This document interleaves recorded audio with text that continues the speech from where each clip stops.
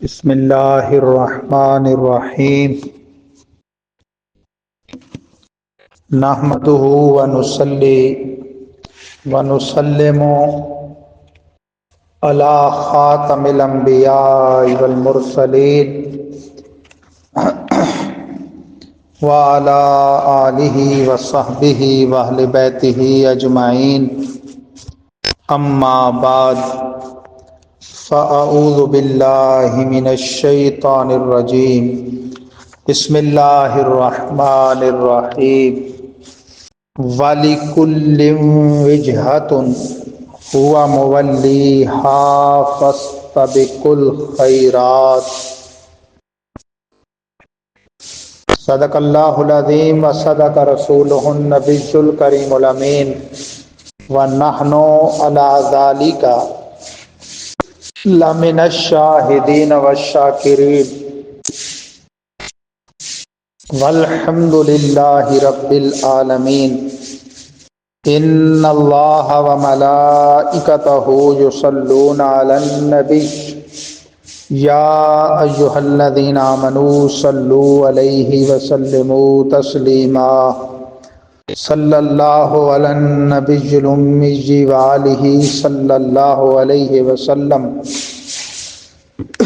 صلاۃ و سلاما علیک یا رسول اللہ وعلی آلک واصحابک یا حبیب اللہ الصلاۃ والسلام علیک یا خاتم النبیین وعلی آلک واصحابک یا حبیب رب العالمین۔ گرامی قدر حضرات، بندہ ناچیز اور آپ حضرات رب العزت کے حضور فریضہ جمعہ کی ادائیگی کے لیے حاضر ہیں۔ آج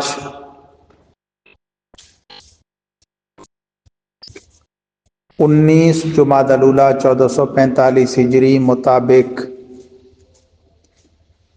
22 نومبر 2024 عیسوی جمعہ کا روز روشن سورۃ البقرہ کا رکوع نمبر 18، پارہ نمبر 2 کا دوسرا رکوع، آیت نمبر 148 تا 152، یعنی 148 سے لے کر 152 تک یہ 5 آیات بینات کا ترجمہ اور مختصر تفسیر پیش کی جائے گی۔ گزشتہ سے پیوستہ تحویل قبلہ کا ذکر کرتے ہوئے ارشاد فرمایا وَلِكُلٍّ وِجْهَةٌ هُوَ مُوَلِّيهَا فَاسْتَبِقُوا الْخَيْرَاتِ،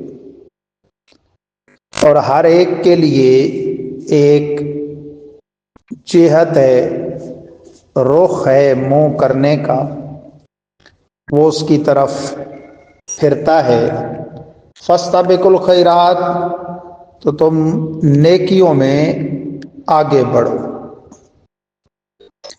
یعنی یہود و نصارہ جو تم سے مسلمانوں الجھ رہے ہیں کہ تم نے بیت المقدس کو چھوڑ کر کعبہ مشرفہ کو اپنا قبلہ کیوں بنا لیا، حالانکہ ہر بات میں ویسے وہ عظمت سمجھتے ہیں اتباع ابراہیم خلیل اللہ کی، تو اہل ایمان کا اس میں حضرت ابراہیم کی اتباع کرنا انہیں کیوں ناپسند ہے۔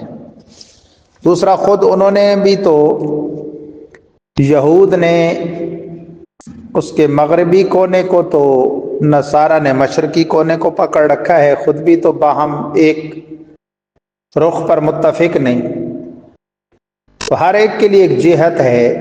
اس کے تحت علامہ سید محمود آلوسی صاحب روح المعانی اور دیگر بعض مفسرین نے بڑی پیاری بات فرمائی، فرمایا کہ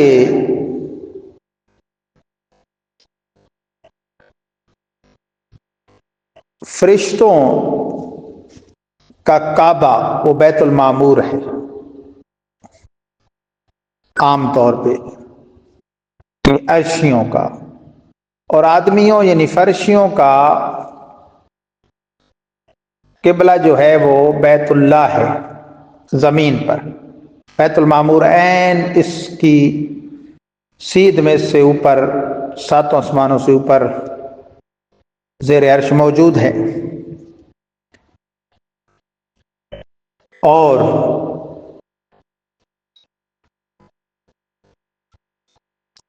خاصوں کا، مقربین کا وہ عرش معلیٰ ہے،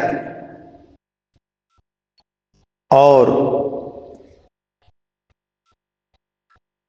جس میں پاک مصطفیٰ کا قبلہ تو بیت اللہ ہے، لیکن روح محمد صلی اللہ علیہ وسلم کا قبلہ وہ ذات خدا ہے، کہ وہ ہمہ وقت اپنی جائے توجہ وہ ذات خداوندی کو سمجھتی ہے، اور ذات خدا کا اس معنی پر قبلہ یعنی جائے توجہ وہ ذات مصطفیٰ ہے، کہ خدا انہیں بڑے پیار سے دیکھتا ہے کہ جو آنکھیں ہیں محو لقاء محمد۔ اللہ تعالیٰ کو تو وہ آنکھیں بڑی بھاتی ہیں جو دیدار مصطفیٰ میں مصروف ہوتی ہیں، تو ذات پاک مصطفیٰ سے کس قدر اسے پیار ہے کہ وہ ان کے رخ انور کا آسمان کی طرف انتظار وحی میں اٹھنا بھی ملاحظہ فرماتا ہے، قد نرا تقلب وجہک، کہ ہم محبوب اٹھتا چہرہ دیکھ رہے ہیں، آسمان کی طرف آپ کو اٹھتا چہرہ دیکھ رہے ہیں، فَلَنُوَلِّيَنَّكَ قِبْلَةً تَرْضَاهَا، ہم آپ کو اس قبلہ کی طرف پھیریں گے جو اس پر آپ راضی ہیں، اور وہ بیت اللہ ہے، فَوَلِّ وَجْهَكَ شَطْرَ الْمَسْجِدِ الْحَرَامِ، تو مسجد حرام کی طرف اپنا چہرہ پھیر دیجیے، یہ آپ پیچھے سن چکے۔ تو فرمایا فَاسْتَبِقُوا الْخَيْرَاتِ، اے ایمان والو یہود و نصارہ کی اس چون چراں سے بالکل صرف نظر کر کے تم نیکیوں میں آگے سے آگے بڑھنے کی کوشش کرو۔ اینما تکونوا یأتی بکم اللہ جمیعا، تم جہاں کہیں بھی ہو اللہ تعالیٰ تم سب کو اکٹھا لے آئے گا، بالآخر اللہ کے حضور تو محشر میں سب نے جمع ہونا ہے ایک ہی جگہ۔ ان اللہ علی کل شیء قدیر، بے شک اللہ ہر چاہت پر قادر ہے۔ ہر جو خوبی ہے وہ اس کی چاہت ہے، اور ہر خامی جو ہے وہ اس کی چاہت نہیں، اس لیے نقائص کو ذات باری تعالیٰ کی طرف منسوب کرنا یہ اس کے شیان شان نہیں۔ وَمِنْ حَيْثُ خَرَجْتَ فَوَلِّ وَجْهَكَ شَطْرَ الْمَسْجِدِ الْحَرَامِ، تو محبوب جہاں سے آپ برآمد ہوں تو اپنا چہرہ مسجد حرام کی طرف پھیریے، یعنی وہ رخ قبلہ بنایا گیا۔ اب جو اس کے جنوب میں رہتا ہے اس کے لیے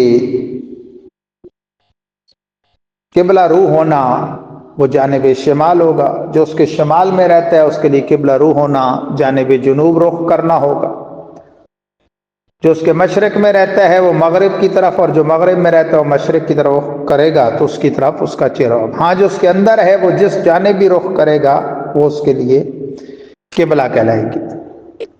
وَإِنَّهُ لَلْحَقُّ مِن رَبِّكَ، اور بے شک البتہ حق وہ تمہارے رب کی طرف سے ہے۔ وَمَا اللَّهُ بِغَافِلٍ عَمَّا تَعْمَلُونَ، اور نہیں ہے اللہ تعالیٰ بے خبر اس سے جو تم کرتے ہو۔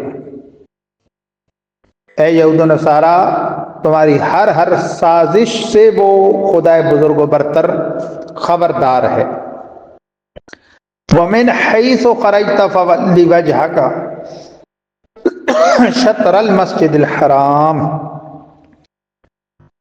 اور جہاں سے بھی برآمد ہوں اے حبیب آپ تو پھیریے اپنے چہرے کو مسجد حرام کی طرف۔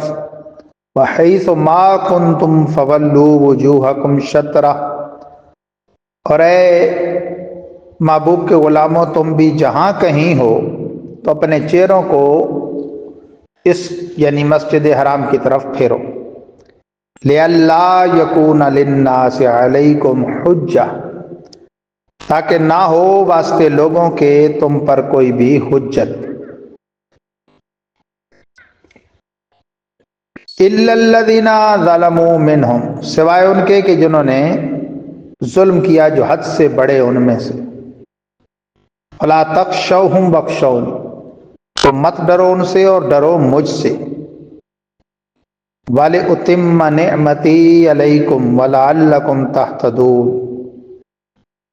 اور میں تمام کر دوں گا، مکمل کر دوں گا، پوری کر دوں گا اپنی نعمت تم پر، اور تاکہ تم راہ پا جاؤ۔ یعنی ان اعتراض کرنے والوں کے اعتراض کی پرواہ مت کرو، ثابت قدم رہو اور ان کو موقع نہ دو کہ ان کی طرف سے تم پر کوئی حجت باقی رہے۔ وہ تمہارا بیت المقدس کی طرف رخ کر کے نماز پڑھنا بھی خالص خدا کے لیے تھا، اور اب بیت اللہ کی طرف رخ کر کے نماز پڑھنا بھی خالص خدا کے لیے ہے۔ تو خدا کے آخری اور سچے اور کامل و اکمل دین کی پیروی سے روگردانی کرنے والے ان یہود و نصارہ کی تم مت سنو، ان کے طعنوں سے مت ڈرو، اور مجھ سے یعنی خدائے بزرگ و برتر سے ڈرو۔ میں اپنی نعمت تم پر پوری کروں گا اور تم راہ پا جاؤ گے۔ کما ارسلنا فیکم رسولا منکم یتلو علیکم آیاتنا، جیسا کہ بھیجا ہم نے تم میں عظمت والے رسول کو۔ رسولن پہ جو تنوین ہے، دو زبر ہیں، یہ عظمت کی تنوین ہے۔ جیسا کہ بھیجا ہم نے تم میں عظمت والا، بڑائی والا رسول، تم میں سے، تم عربیوں میں سے، تم قریشیوں میں سے، یتلو علیکم آیاتنا، تلاوت کرتا ہے تم پر ہماری آیتوں کو، وَيُزَكِّيكُمْ، اور ان آیات بینات کی تلاوت کی برکت سے تمہارے من کو ستھرا کرتا ہے، تزکیہ نفس کرتا ہے تمہارا۔ وَيُعَلِّمُكُمُ الْكِتَابَ وَالْحِكْمَةَ، اور سکھاتا ہے تمہیں کتاب اور حکمت، کتاب و سنت، فقہ و حکمت، دانائی، آگاہی۔ وَيُعَلِّمُكُمْ مَا لَمْ تَكُونُوا تَعْلَمُونَ، اور سکھاتا ہے تمہیں وہ کچھ جو تم نہ جانتے تھے، جو کچھ تم نہیں جانتے وہ میرا حبیب تمہیں سکھاتا ہے۔ تو حبیب کو کس نے سکھایا؟ ارشاد ہوتا ہے وَعَلَّمَكَ مَا لَمْ تَكُنْ تَعْلَمُ وَكَانَ فَضْلُ اللَّهِ عَلَيْكَ عَظِيمًا۔ سورۃ النساء میں ارشاد ہوا ہے حبیب ہم نے آپ کو سکھایا، وَعَلَّمَكَ مَا لَمْ تَكُنْ تَعْلَمُ، اور سکھایا اس اللہ نے آپ کو وہ کچھ جو آپ نہ جانتے تھے، اور یہ آپ پر اللہ کا فضل عظیم ہے۔ اس فضل عظیم کی خیرات میرا حبیب تم میں بانٹتا ہے۔ تو جیسے یہ کرم کیا میں نے، ایسے ہی اب اس عظمت والے رسول کی اتباع میں کعبے کو قبلہ بنا کر جدھر یہ رخ کریں ادھر رخ کر کے تم نماز پڑھو گے تو اس میں بھی تمہاری کامیابی ہی کامیابی ہے۔ فَاذْكُرُونِي أَذْكُرْكُمْ وَاشْكُرُوا لِي وَلَا تَكْفُرُونَ، تو تم یاد کرو مجھے، میں تمہارا چرچا کروں گا، اور شکر بجا لو میرا، اور مت ناشکرے بنو۔ یعنی ان اول فول ہانکنے والوں اور طرح طرح کے بہتان لگانے والوں کی باتوں کی پرواہ نہ کرو، مجھ خدائے بزرگ و برتر کے جس نے تم میں اپنا عظمت والا رسول بھیج کر تم پر کرم فرمایا، تمہیں جد الانبیاء ابراہیم خلیل اللہ علیہ السلام کا تعمیر کردہ کعبہ بطور قبلہ عطا فرمایا، تم میرا ذکر کرو میں تمہارا چرچا کروں۔ ذاکرین کی بڑی شان ہے۔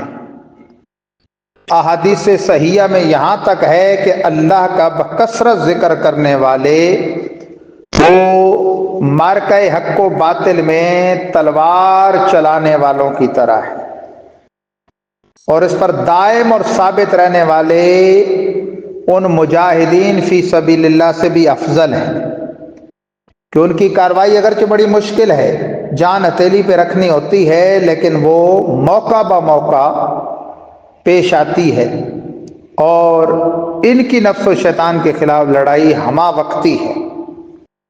اس لیے حدیث پاک میں فرمایا المجاہد من جاہد نفسہ، مجاہد حقیقی وہ ہے کہ جو اپنے نفس کے ساتھ جہاد جاری رکھے، اس کا نفس اس کو جو کہے وہ اس کے خلاف کرے۔